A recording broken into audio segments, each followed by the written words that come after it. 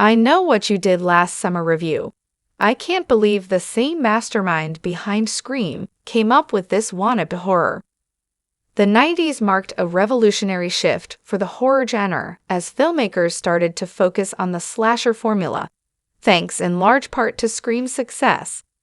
One of the keys to that movie's success was writer Kevin Williamson, who not only went on to pen its direct sequel, but also found success with 1997's I Know What You Did Last Summer. Unfortunately, that success is far more of a financial one than a critical one, and some 27 years later, it's pretty clear why reviewers weren't so kind to it. Loosely based on Lois Duncan's 1973 novel of the same name, I Know What You Did Last Summer focuses on four high schoolers who inadvertently run over a person and dump them in the ocean, believing them to be dead.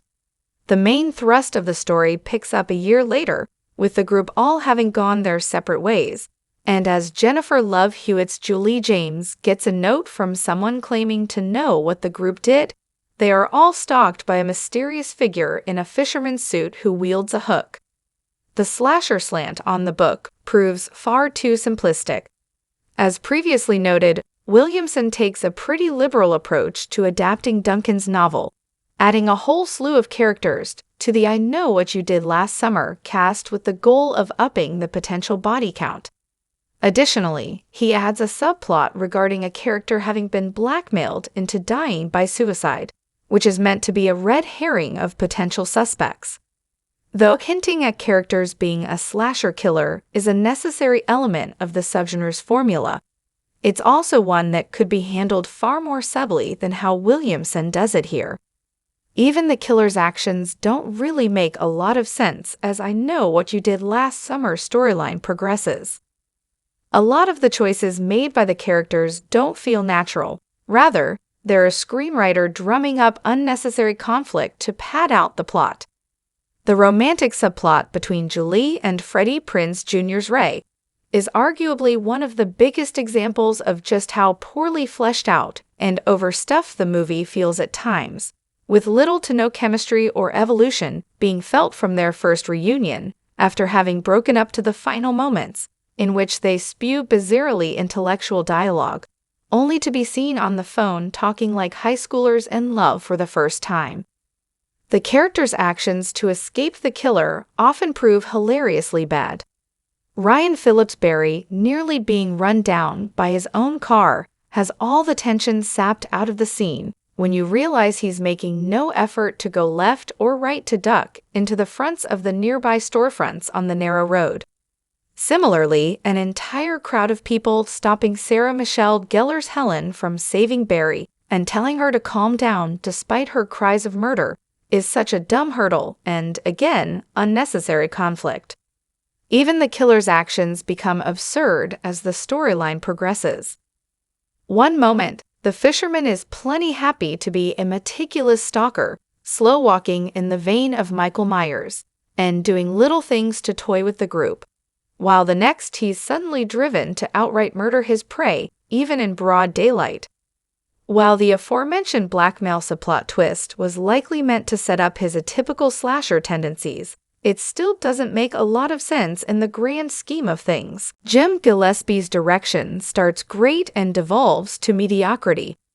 While Williamson may have quickly redeemed himself with the success of Scream 2 and Dawson's Creek, director Jim Gillespie didn't really have the same luck after I Know What You Did Last Summer, and the movie is kind of good proof as to why.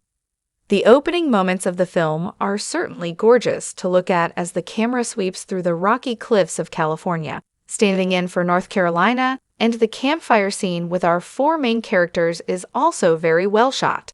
It's everything after the opening act that becomes a problem. When you're making a slasher movie, one of the most important things to do is to make sure the kill scenes look good, and yet nearly all the film's kills are hard to watch.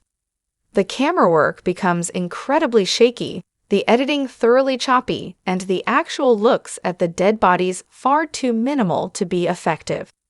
Helen and Barry's deaths, in particular, are terrible. While the start of their sequences has a solid style, We barely see any of them when it comes time for them to die, almost making it hard to believe they've actually been killed off. This proves even more frustrating when looking at the first kill scene of the movie, Johnny Galecki's Max.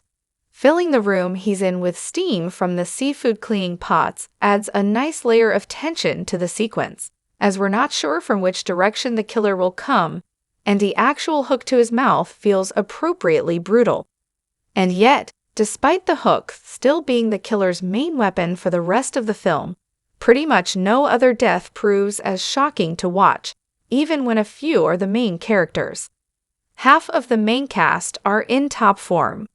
I had hoped that when the slasher thrills aren't working, the cast could at least elevate the material, and that, unfortunately, only proves half true for I Know What You Did Last Summer.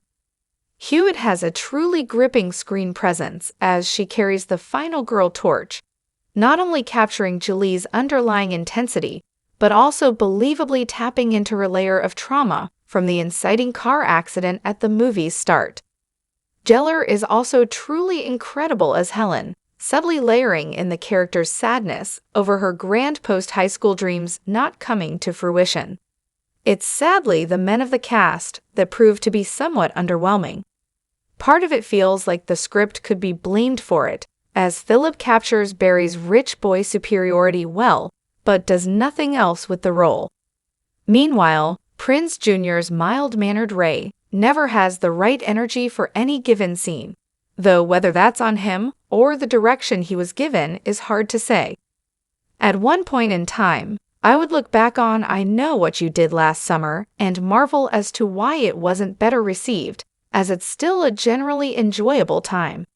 But now, when any kind of thought is put into the movie's logic, script, and direction, it becomes apparent why a die-hard slasher genre fan like myself would ignore its faults.